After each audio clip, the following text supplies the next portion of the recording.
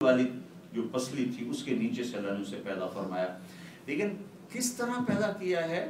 Process سے نہیں ہے، تدریجن نہیں ہے. جیسے آدم علیہ السلام کا پروسیس سے گزارا، مٹی اکٹھی ہو رہی ہے، پانی ڈالا جا رہا ہے، گوندا جا رہا ہے، چھوڑا جا رہا ہے، پتلا بن رہا ہے، سکھایا جا رہا ہے، روح ڈالی جا رہی ہے. ایسا نہیں ہوا. آنکھ کھلی تو پورے ڈریس میں ایک خاتون بیٹھی ہیں. یہ سمجھایا گیا کہ عورت شروع سے پردے والی چیز، اس کا ننگے ہونا عیب ہے، اس کا ننگا ہونا اس کی شان کے خلاف. ننگے صرف جانور ہوتے ہیں، انسان لباس کے ساتھ ہی خوبصورت ہے. انسان کی خوبصورتی لباس کے ساتھ، ننگے پن کے ساتھ خوبصورتی نہیں ہے. ساری خوبصورتی لباس کے ساتھ. اور میرے نبی نے فرمایا آگے زمانے میں ایسی عورتیں آنے والی ہیں جو لباس پہن کر بھی ننگی ہوں. تو ٹائٹ لباس کی طرف اشارہ کیا. جو تنگ لباس ہوتا ہے جس میں وہ کپڑے پہن کر بھی وہ ننگی ہوتی ہے، تو اس کی طرف اشارہ کیا. پہلے دن بتایا گیا عورت پردے کی چیز ہے، یہ پردے کی چیز ہے، اور لباس اس کی زینت ہے، مرد کی بھی عورت کی بھی. اللہ نے کہا قد انزلنا علیکم لباسا یواری صواتکم وریشا.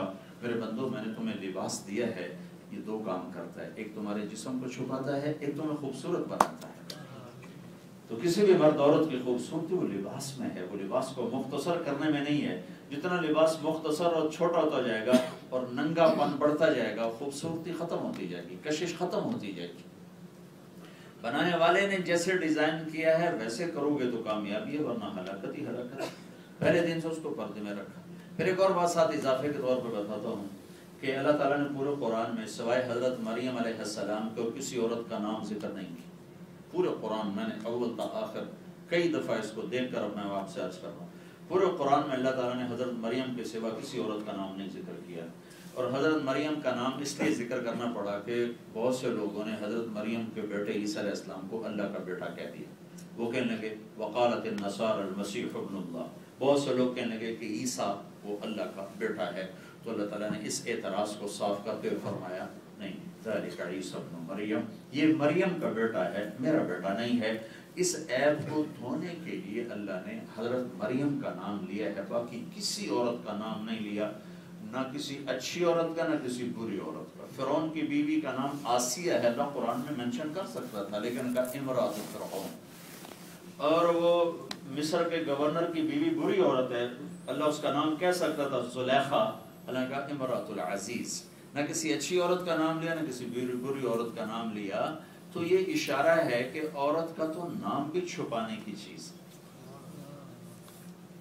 تو شیطان نے بیوقوف بنایا عورت کو، کپڑے اتارتی چلے گی، کپڑے اتارتی چلے گی. تو پہلے دن سے عورت کو عزت دی اللہ تعالیٰ نے، انتظار کروایا، عزت و احترام سے پیدا فرمایا. اور انتظار کروا کے جب آدم علیہ السلام کی اداسیاں بالکل انتہا پر تھیں تو پھر ہوا جو سامنے آئی، بابا جان کو جنت ہی بھول گئی. واہ واہ واہ واہ چاستہ بڑھائی. تو آدم بابا جان کو جلدی پڑ گئی. اللہ نے کہا نکاح پڑھاؤ، نکاح. اچھا جی پڑھو. نکاح پڑھا گیا تو بابا جی قریب ہونے لگے. اللہ نے کہا ٹھہر جا، مہر بھی ادا کر. اچھا جی مہر ادا کروں. وہ کیا ہے کہ میرے حبیب پر ایک دفعہ درود پڑھ دے، میرے آخری نبی پر درود پڑھ دے، یہ مہر ہے، یہ اس کا مہر ہے. سبحان اللہ، کتنی بڑی ہستی اور کیسے ان کی زندگی کو ہم نے ٹھکرایا تھا. ایک دفعہ ابو ہریرہ پوچھنے لگے یا رسول اللہ آپ نبی کب بنے؟ تو اس کا جواب تھا 40 سال کی عمر. یہ اس کا جواب. اور کتابی جواب یہ ہے کہ 40 سال اور 6 ماہ 10 دن آپ کی عمر تھی. 40 سال 6 ماہ 10 دن جب آپ نبی بنے. تو لیکن آپ نے کہا ابو ہریرہ ابھی آدم کی مٹی اکٹھی نہیں ہوئی تھی کہ میں نبی بن چکا تھا. اللہ تعالیٰ نے قرآن کی سورہ یاسین کو زمین آسمان کے بنانے سے 1000 سال پہلے تلاوت کی. زمین آسمان بننے سے 1000 سال پہلے. زمین آسمان کے بارے میں سائنسدان کہتے ہیں کہ وہ 25 ارب سال پہلے ایک دھماکہ ہوا تھا. اگر ہم اس 25 ارب سال کو ہی مان لیں کہ اس کو غلط کہنے کی ہمارے پاس کوئی دلیل نہیں، ٹھیک ہے 25 ارب سال پہلے، اس سے 1000 سال اور اوپر لگا لو تو 25 ارب جمع 1000 سال پہلے جب نہ زمین نہ آسمان سوائے اللہ کے کچھ نہیں، نہ جبریل نہ میکائیل نہ اسرائیل نہ اسرافیل نہ جنت نہ جہنم، تو آدم تو بڑے اربوں سال بعد کی کہانی ہے. تو اللہ تعالیٰ نے سورہ یاسین جو پڑھی تو اس میں اس کی پہلی آیت ہے یاسین والقرآن الحکیم انک لمن المرسلین، مجھے قسم ہے قرآن حکیم کی اے میرے محبوب تو میرا رسول ہے. تو کہاں کون تھے جس کو اللہ کہہ رہے تھے تو میرا رسول ہے؟ کوئی سامنے ہے جس کو کہا جا رہا تو میرا رسول ہے؟ اگر سامنے کوئی نہ ہوتا تو آپ کہتے انہو لمن المرسلین، وہ میرا رسول ہے. اگر نہ ہوتا نا کوئی سامنے تو اللہ کہتے انہو، وہ جو آگے آنے والا ہے بعد میں، جو بعد میں آنے والا ہے وہ میرا رسول ہے. اللہ تعالیٰ نے کہا انکا، اے میرے حبیب تو جو میرے سامنے کھڑا ہے تو میرا رسول ہے. تو اللہ تعالیٰ اپنے حبیب کو وجود دے چکے تھے، نہ زمین تھی نہ آسمان تھا، نہ کائنات تھی، نہ جبریل تھا نہ میکائیل تھا، نہ جنت تھی نہ دوزخ تھی، لیکن میرے رب کا حبیب موجود تھے، میرے رب کے حبیب موجود تھے. اور میرے رب نے کہا لقد کان لکم فی رسول اللہ اسوۃ حسنہ، اے میرے بندو، اے ایمانور، اے مردو عورتوں، میرے نبی کے پیچھے چلو، دائیں بائیں نہ چلو. اللہ نے اپنے نبی کو زیادہ بیویاں کیوں دی؟ کوئی بیویاں اور آپ نے کہا مالی فی النساء من رغبت، مجھے عورتوں کی کوئی رغبت نہیں. 25 سال کی عمر میں 40 سال کی عورت سے شادی کر رہے ہیں، کوئی کرتا ہے؟ اور 40 سال کی وہ عورت جو 2 دفعہ پہلے بیوہ ہو چکی ہو اور پہلے سے اسے اولاد بھی ہو، اور 25 سال کے حسین نوجوان، اور 40 سال کی خاتون سے شادی کر رہے ہیں. 50 سال کی عمر تک ایک عورت کے ساتھ زندگی گزار دی، کوئی شادی نہیں کی. جب 50 سال کے بعد ڈھلوان شروع ہوئی تو کٹھی 10 شادیاں کر لی.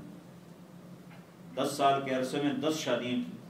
یہ ساری اللہ کے امر کی شادیاں تھیں اور اللہ پاک کے حکم کی شادیاں تھیں. ما ينطق عن الهوى ان هو الا وحی یوحى. عورتوں کے اندر، عورتوں کے ذریعے سے دین پہنچانے کے لیے شادیاں تھیں کہ میرے نبی کے گھر کے 9 گھر تھے، 2 تو پہلے انتقال کر گئیں. 9 گھر، 9 مدرسے تھے جس میں میرے نبی کی زندگی عورتوں کو سکھائی جا رہی تھی.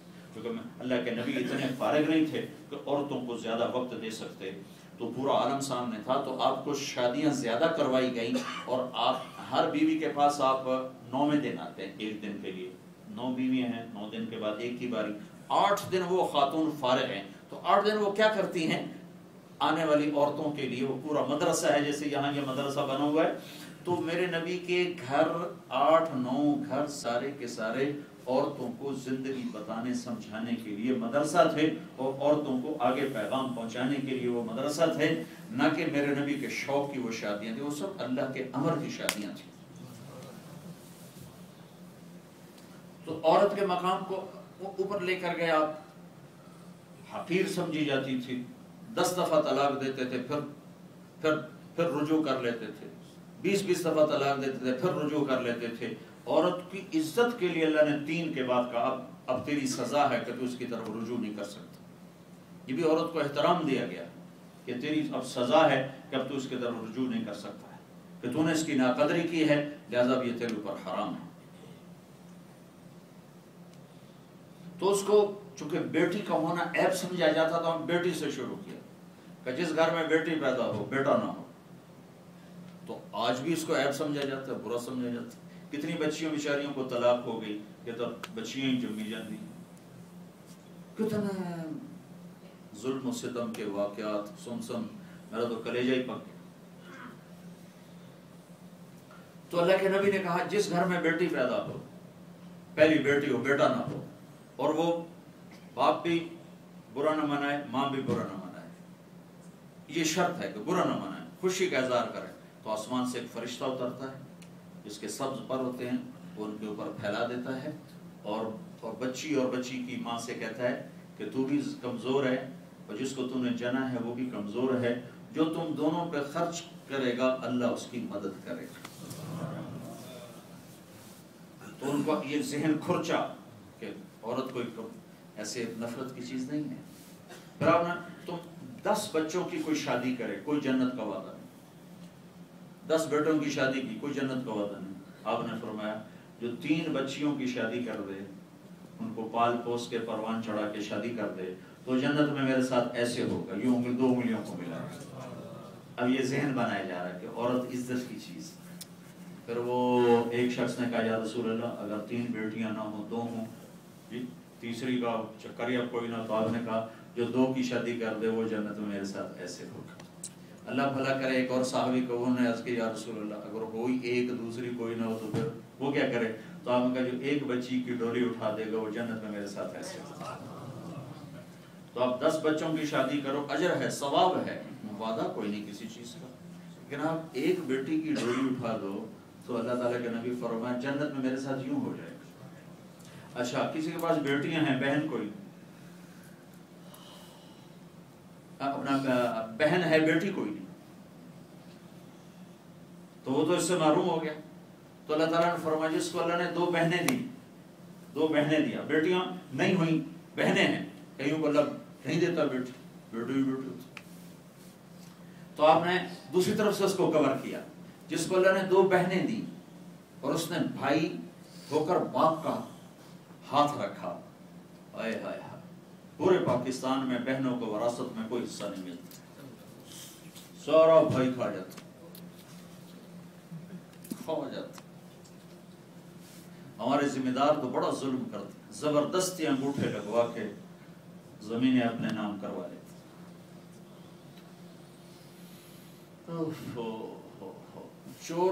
چور چوری کر لے تو اس کو جوتے مارتے ہیں، اور ہر آدمی چور بیٹھا ہوا ہے جو اس کا حق اس کی چوری کی، جس کے ساتھ مل کے ایک چھاتی کا دودھ پیا ہوا، اس کی چوری کی۔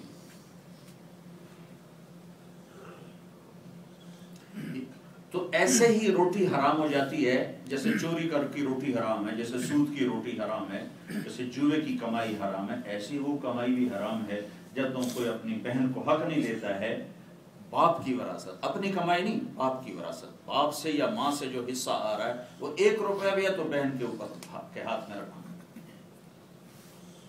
میں ایک دفعہ اپنے باغ سے شہد اتار کے لے گیا، میں ریمنڈ پڑھتا تھا، میں نے اپنے استاد جی کو پیش کیا، مولانا جمشید صاحب، میں نے کہا حضرت یہ میں شہد لایا ہوں آپ کے لیے، کہنے کہاں سے لائے؟ میں نے کہا جی میرے اپنے باغ کا ہے۔ تو میرے والد زندہ تھے اس وقت، تو وہ فرمانے کہ تیرے باپ نے اپنی بہنوں کو زمین میں سے حصہ دیا تھا، 1 بوتل شہد 10 روپے کی آتی تھی اس وقت، جس کے سامنے آخرت ہوتی ہے وہ کیسے تحقیق کرتا ہے، ورنہ ماشاءاللہ جزاک اللہ روز نہیں سن دے پاکستان آمن دے 5 روپے دے گیا ماشاءاللہ جزاک اللہ، 10 روپے دے گیا ماشاءاللہ جزاک اللہ، وہ ہمیں چوری دے گیا، وہ ہمیں جوئے دے گیا۔ تو وہ مجھ سے کہنے لگے تیرے باپ نے اپنی بہنوں کو زمینوں میں سے حصہ دیا تھا؟ کیا مطلب تھا؟ اگر دیا تھا پھر یہ شہد میرے لیے حلال ہے، اگر نہیں دیا تو پھر یہ شہد حرام۔ میں نے کہا جی میرے اللہ کا شکر ہے میرے باپ کی بہن ہی کوئی نہیں تھی، 2 بھائی تھے، یہ ہوندی کوئی نہ دیتا، صرف 2 بھائی تھے، ان کی وراثت ان کے میرے دادے کی وراثت 2 بھائیوں میں تقسیم ہوئی، بہن تھی کوئی، یعنی اچھا تو تیرے دادا نے اپنی بہنوں کو زمین میں سے حصہ دیا تھا؟ میں کہا کہ اس نے میں جمعے کوئی نہ کوئی، بہنوں کو دینا کتنا ضروری ہے۔